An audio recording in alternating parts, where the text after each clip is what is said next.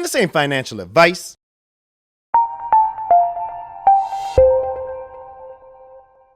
What's going on? I want to make a big shout out to the Nerd family. Thank you to every single person who has delegated to the Nerd stake pool. We have over 505 wallets. Let's see, where are we sitting at? These are all the wallets in the pool. 506 current wallets sitting in the Nerd stake pool. Thank you to every single Cardano holder who has delegated, especially the big whales. You guys are rocking it. So this is awesome, okay? Because right now, the people who've delegated, they're delegating to a pool that's working for them, helping them create more Cardano content. And today, I want to dig into a bunch of different stuff. Check this out. Cardano versus Solana, okay? Been doing some research into Cardano versus Solana because Solana's been hot as far as price action is concerned. And where do you go when you want to learn the deep, low-down, dirty on these projects? Well, of course, you go to Reddit. This is a really good Reddit thread that you're going to have to read through it all. I can't read through it all, but check this thread out here where it says, can someone compare Solana versus ADA? And there's a lot of things that go into it. Solana has seen some incredible price action in the recent year, and it has some very promising things on it. I believe it uses a combination of a proof of stake and what they call a proof of history protocol. Solana is currently faster and cheaper than Cardano, but what they had to do is they had to keep it more centralized than Cardano. So they actually sacrificed decentralization for speed. Now, a lot of people are saying, well, Solana's faster than Cardano. Why won't Solana be number one? Well, Solana, one, doesn't have the marketing that Cardano has. It certainly doesn't have the community, which is huge, because even though Solana has smart contracts, they need dApps developers to build on top of it, okay? Cardano is projected to be able to use pretty much every language. Now, Solana, while sacrificing that speed, they had, I think, 314 million invested in their seed round, okay? But if you look at Solana, this is something that's quite interesting, is that their circulating supply is 290 billion. Oh, I'm sorry.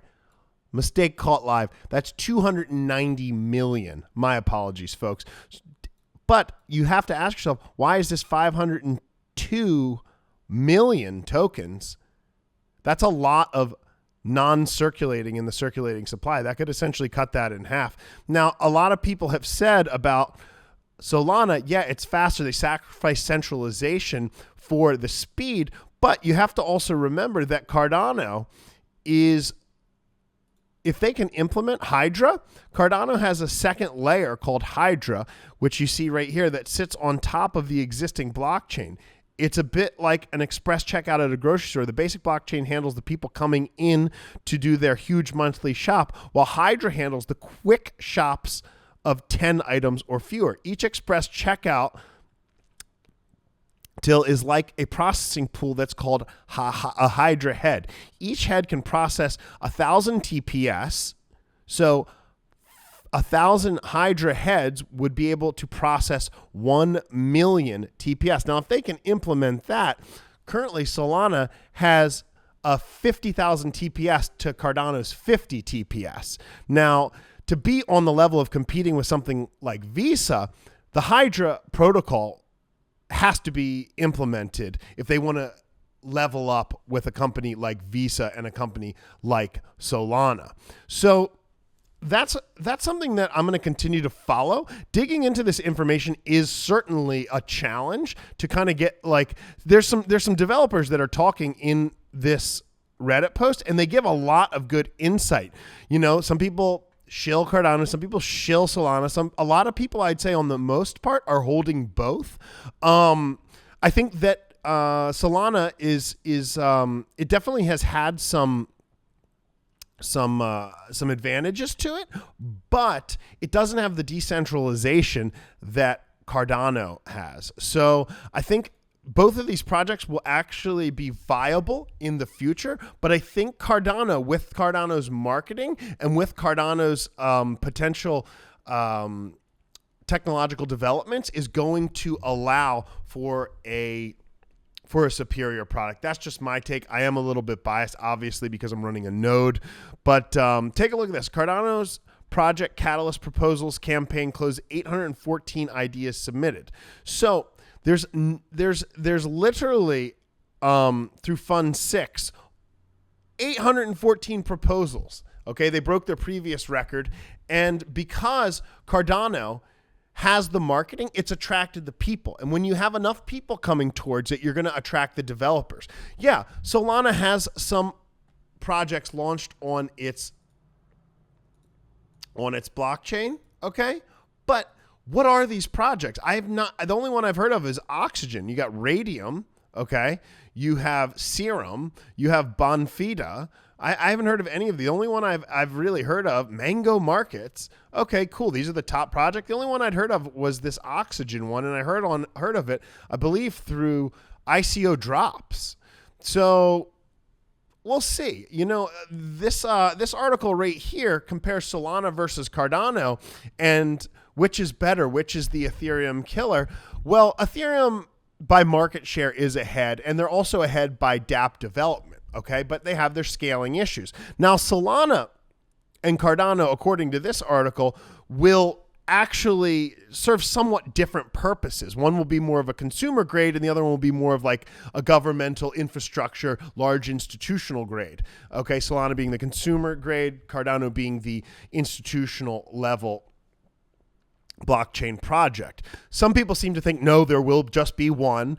And they make an interesting comparison here in this article to Betamax. I don't know if you guys remember Betamax. It was the not a DVD. It was like a cartridge that you could put into like a VCR, but it had better technology. But being that VHS was first to market, VHS overtook Betamax, and Betamax got thrown into the dumpster over the terms of history. Now, it's quite interesting because if you remember, like, Blu-ray discs, remember Laserdisc, those were superior to VHS, but those never really got mainstream adoption.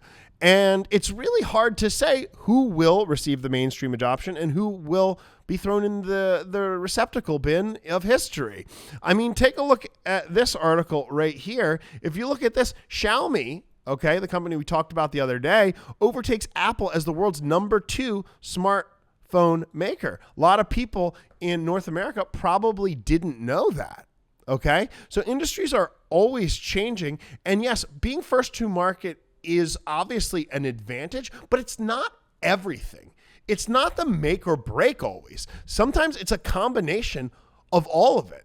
Being at the market at the right time with the right marketing, with the right product. There is a lot of luck that comes into play and timing with the success of these projects. Sometimes things are good enough to the point where, you know, it's ready for mainstream adoption, and, you know, people take to it like a duck to water, okay, because of the timing. There's been many great innovations that came out that unfortunately never made it to the mainstream. And if you look at Betamax, you look at Laserdiscs, you can say, yes, some things did, but then you look at something huge like Xiaomi, they're only second to Samsung right now, okay, in the smartphone game. Now, what do you folks think will be the future of smartphones? Now, that's why I'm so bullish on crypto, is because, look, you got the phone in the hand.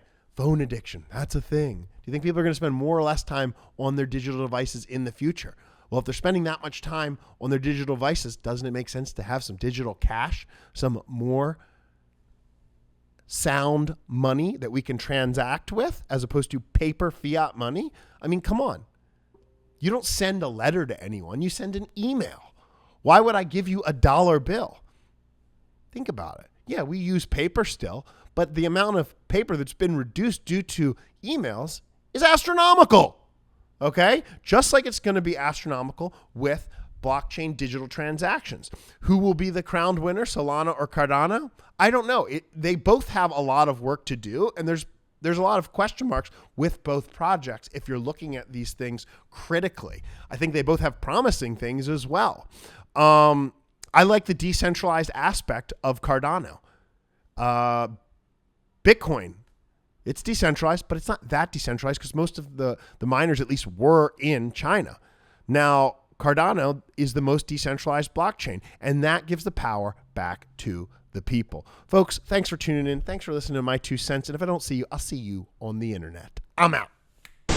It was a cartridge that you could put into like a VCR, but